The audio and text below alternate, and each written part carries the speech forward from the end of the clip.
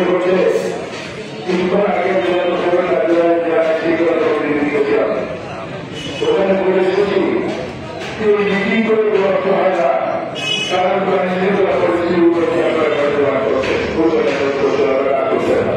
এখন যে নিয়ন্ত্রণ হয়েছে সেই জীবকে কেন পুলিশ প্রশাসন ধরতে পারে না, কেন পুলিশ প্রশাসন দিলাম,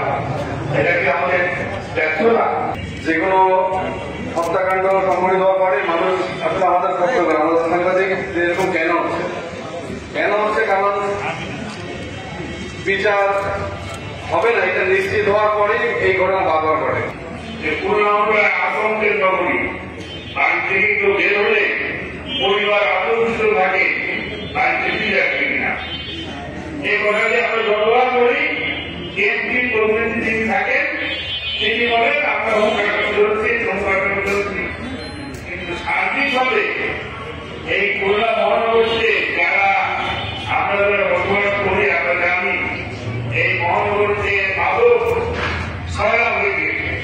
এই মহানগরীতে কিশোর গ্যাং ছড়া